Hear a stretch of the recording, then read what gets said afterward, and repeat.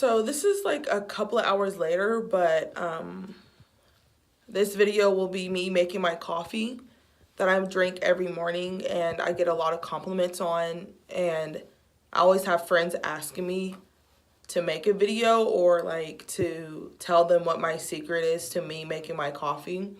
So I thought if I just made this vlog, then I could just be like, hey, just go watch my video on YouTube. But I just wanted to say hey, and I hope you guys enjoy this video.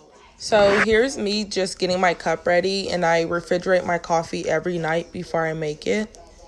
And so I started to pour it in, and then I thought to myself, oh, I like my coffee super cold, so let me grab some ice, which is what I did. And it takes me a second to break it up because I swear ice is hard to break. But you can add however many pieces you need to add. I add about 5 to 7 cubes of ice, but this time I only added 6 because the coffee is already cold, so ice is not really necessary for it. It's just something I prefer to have in my coffee. Then I add my coffee to it and I fill it up. You can fill it up to wherever you feel like is a great spot for you, but I like coffee, so I fill it up to the little black line. Then once I have that in there, I go inside my refrigerator and get out my creamer, which I use French vanilla. You can use whatever kind you like, but I just prefer French vanilla. And I just pour some in there until I think it would be the color that I like, which is kind of a light caramel, not too dark, not too light. Something that would just mix in well and make it look kind of a tan color. You'll see once I'm done stirring it. But then I noticed I didn't add enough into it, so I just decide to put, oh wait, that's later. So in this moment, I'm adding in about a spoonful of sugar, which I don't need a lot since the vanilla creamer makes it sweet already. So I didn't notice that my camera was messed up, but all I do is just add some more coffee to it because I like the taste of coffee and I had enough room. I also add more French vanilla to it so I can get it to taste the same even though I added more coffee to it. And that's pretty much it. I put on my lid, add my straw, and I'm done with my coffee in that cup for the day.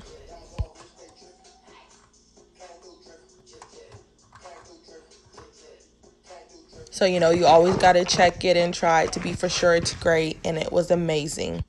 I'm also one of those people that make extra coffee, so I just grabbed my mason jar, put my extra coffee I made into my mason jar, and then I just put the sugar like I usually do and just pre-make it.